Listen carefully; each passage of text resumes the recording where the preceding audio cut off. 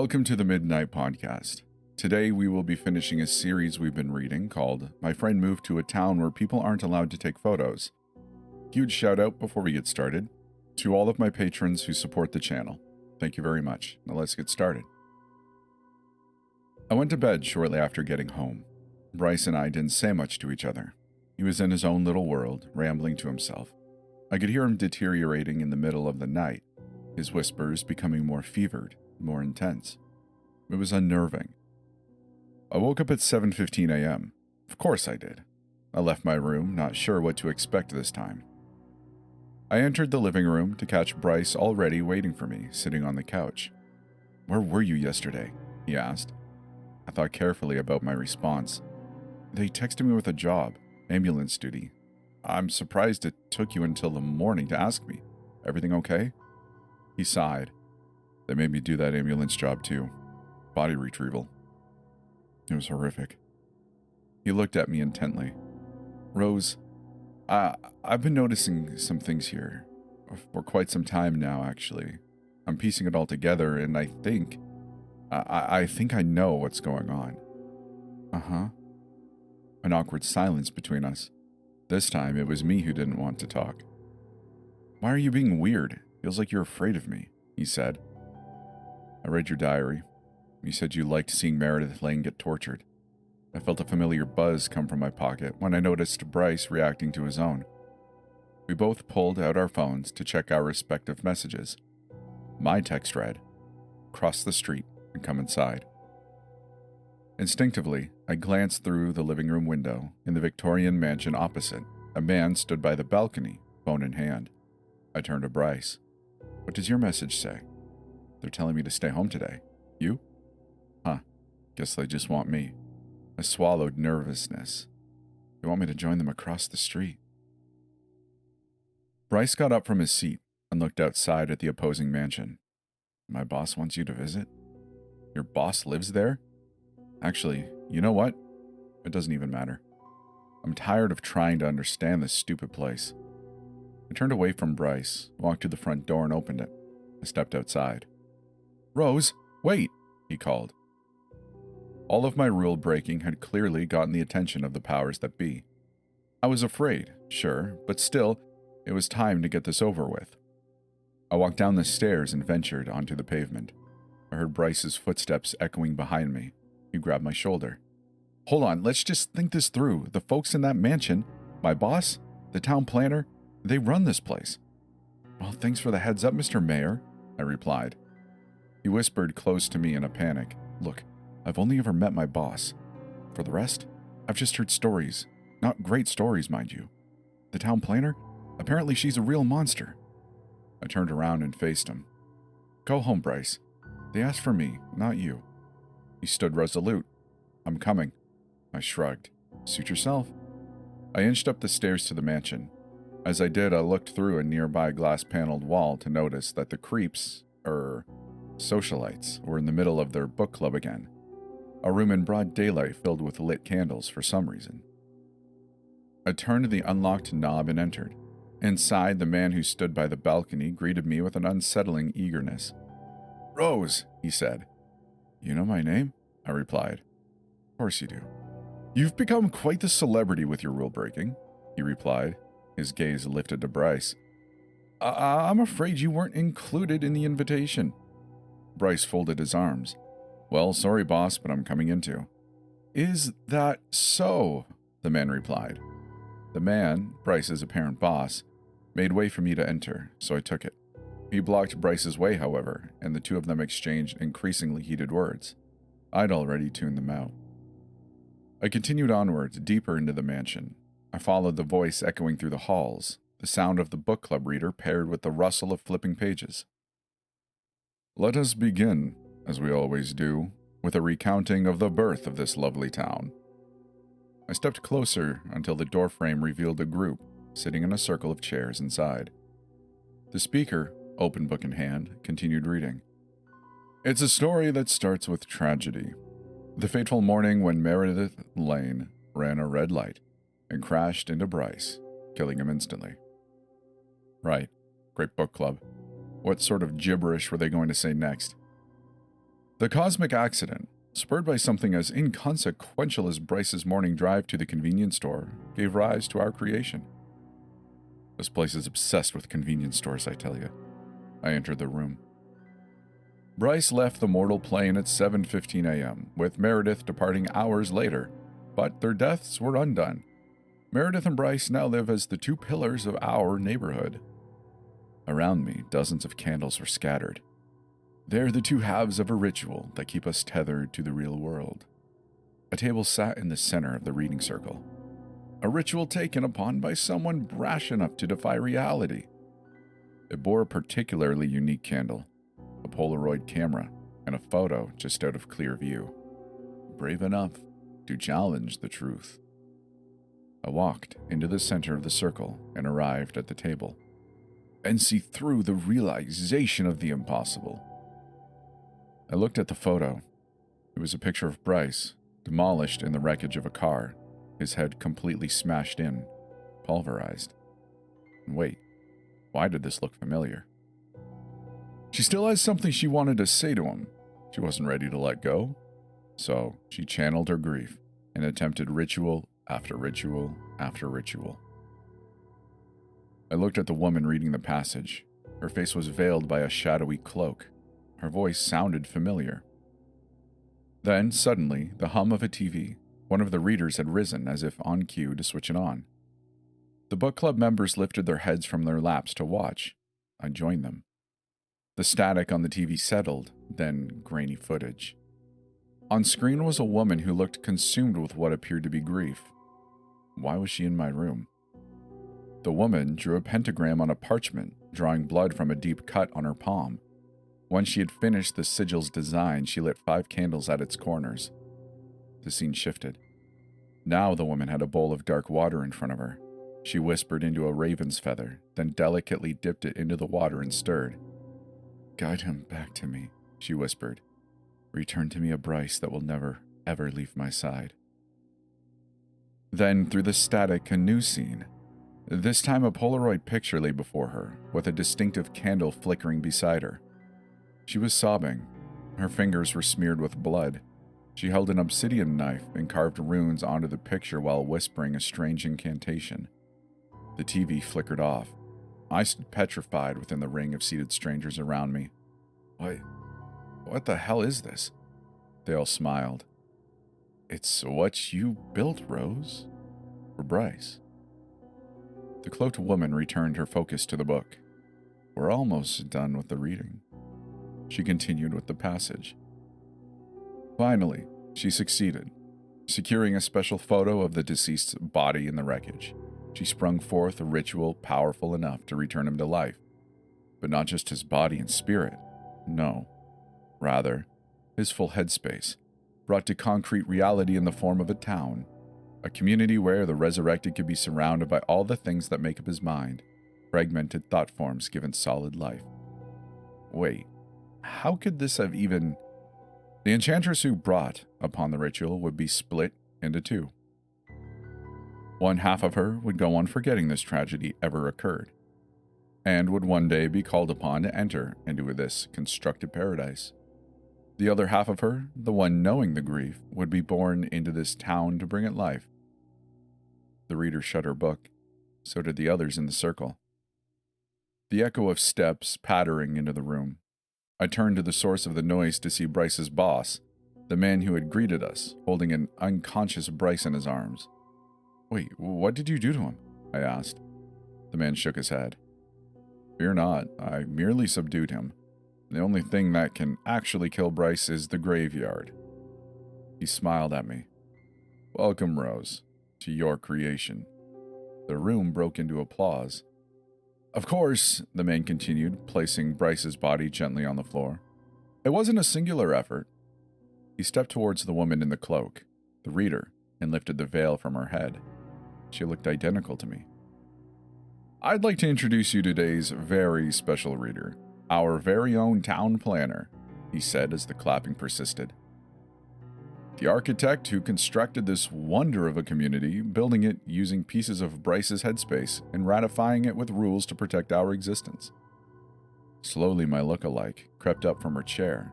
She limped towards me. Eventually, we were face to face.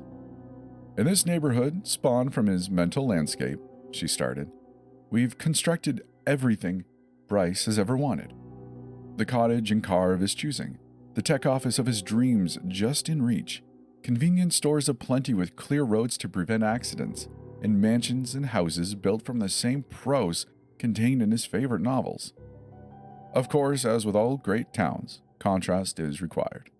So, we also sought to imbue this place with some of Bryce's greatest anxieties. Police officers, to start. What the hell is she talking about? Now, sure, some of the thought-form residents here might try to escape, in which case it's only fitting that their bodies end up as Bryce's did when he first departed. But the rest of them are free to live as they please. They can work, fall in love, do whatever they'd like, just as long as they follow the rules. No calls to the outside, no office chatter to theorycraft and conspire, no leaving.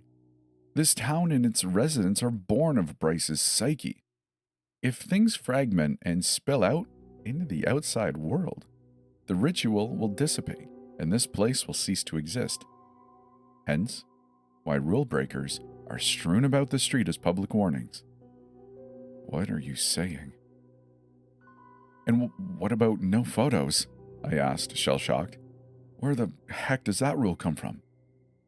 The town planner grabbed the Polaroid of Bryce's dead body from the table and held it in front of me. My detest for photos appeared right after the stringer first gave me the picture of Bryce's body. Photos are cruel.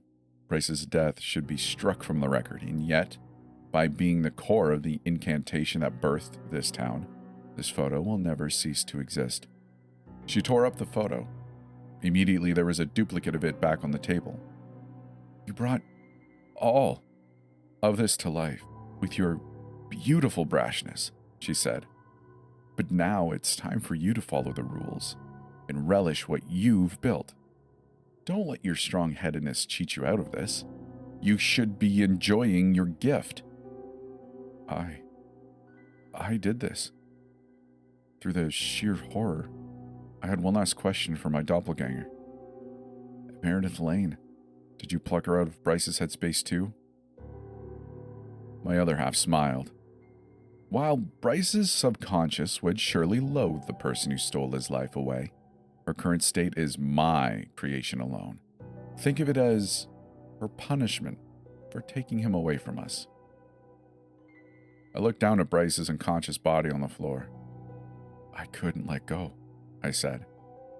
And so, I brought him back into hell. I glared at the physical manifestation of my grief standing before me. Do you really think he's happy with any of this? She gazed at me tenderly. I'm sure deep down he's happy to be alive again. By bringing him back, you gave life to so many others. To the residents here, you are the creator. You made this happen. The circle of strangers beamed smiles at me. Strangers who would kill me for breaking the rules of the town I brought to life with my selfishness. You're right, I started. I made this happen. I stood over a lit candle on the table. And so, it's up to me to fix things. After all, the Lord giveth and the Lord taketh away, right? I tipped the candle to the floor. A fire spilled onto the rug and spread. Immediately, I moved from windowsill to shelves to mantels, knocking candle after candle to the ground, igniting patches of fire around the room. The members closed in to stop me. I grabbed their discarded books and hurled them into the flames to speed up the spread. I picked up a final book from the floor, already partially burning, and threw it across the room into another section of the manor. The residents scattered in their desperate attempts to quell the growing blaze. Amidst the chaos, I spotted my twin. I snatched the Polaroid from the table and tackled her to the ground. She struggled against me. But you worked so hard for this, she said. I forced the camera into her hands, turning it to face her as the fires drew near. We worked so hard for this, she continued. I forced her finger onto the shutter button and held it down, the lens pointed directly at her. Click. The light flashed to illuminate my other half. She looked weary, tired, broken. I left her as the flames spread. I got up, sprinted to Bryce, and shook him until his eyes fluttered open. He was weak and barely conscious, but was able to get to his feet with my help. He leaned on me for support. We escaped to the exit, when I noticed there was something already there, a creature tapping at the front door from outside, the same silhouette from the night I'd first arrived and snapped that selfie. I opened the door. "She's just down the hall," I said. The horrific entity strode past us and walked into the house. Slowly, Bryce and I descended the stairs and emerged onto the street. I held Bryce's hand as we walked down the middle of the road, stepping past the odd dead body in a stretcher. "Are we getting close?" I asked him. "Yeah, almost there." He lifted his head to the sky. "I kept noticing," he started, "things from my past that shouldn't have been here. Random portraits of things I uniquely cared about. The faces of people from my past, stuff from books I'd read.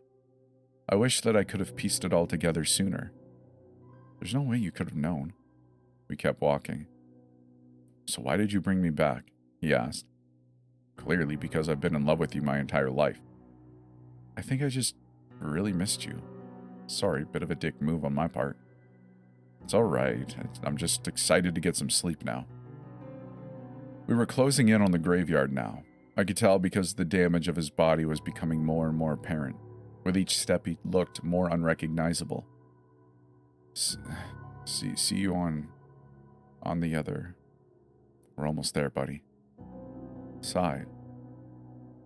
I laid him in the grave that was marked with his name. He looked just like he did in that cursed photo. I looked at the grave beside his, marked with my name. One day, when it's time, I'll come back here. But for now, it was time to go. I had one more stop. Clearly, Bryce's demise had taken its toll on the town. There were fires everywhere, residents holding each other and crying, others standing like statues in the street devoid of breath. I walked through the sliding doors of the Parker Group building, took the elevator up to the 9th floor, then walked the corridor down to Meredith's dungeon. When I entered, her keeper was already leaning against the wall, coughing up blood. He didn't notice me enter. He was promptly busy keeping himself from fading away. "Meredith," I said. She lifted her leg. She lifted her head. "Is your leg broken?" Yeah. No, it's okay. You're safe with me." "Is your leg broken?" "Maybe." "Is there a piece of metal lodged in your chest?" No, there. "Meredith, it's all right. You're not supposed to be here. You and I both know this. You were in an accident." She teared up. "You didn't make it." No, I'm... Meredith, listen to me very closely. You've been dead for quite some time now, haven't you?" She took a while to answer me. Finally, she smiled. "Yes," she said, weakly. She collapsed from the chair to the floor, chains removed, dead as she was supposed to be. I made the long journey to the edge of the now empty town. I entered an ambulance that had been parked near the forest and drove into the night. Further and further until I was deep in the fog that had killed Matthias, Svetlana, and so many before it. The mist stretched long, but eventually, I was out, back on roads familiar. And with dense forests on either side of the road, I noticed something ahead in the distance. I steered closer and caught sight of Bryce walking by the side of the road. Or, well, the version of Bryce I'd encountered on my first night in town. The happy, smiling imposter Bryce who'd shown up at the house past midnight waiting outside the door. Stranger still was who he was holding in his arms. It was me, or the town planner me, my grief-stricken half. As I took in the morbid sight of them walking in the glow of the moonlight, I realized this Bryce must have been the creation of a different ritual. Ah yes, that other ritual. The one with the feather and the bowl of water, where I wanted to manifest a Bryce who would never ever leave my side. I guess he ended up rescuing my other half from the horrible fate that befell her. Yes, her body looked mangled beyond recognition, but I could tell she was still alive. maybe, just maybe, they'd be good for each other. As the ambulance barreled past and I made my way home, I had to admit that it was a bit unfortunate that I was driving, because I really would have liked to take a photo of them. That's it. I really hope you appreciated this series. It was actually a really, really good story. If you did, and you're on YouTube, like the video, leave a comment or just let me know what you thought about it. I'd love to hear from you either way. A huge shout out to my patrons for helping make this possible and for the support that they give me financially. I really appreciate it. And for all of you who just hang around and join the Discord and like and chat, just interact. I really appreciate it. It helps make it all worth it in the end. So with all that said, I really hope that you enjoyed it. Thank you for making it this far. And I guess we'll see you in the next episode.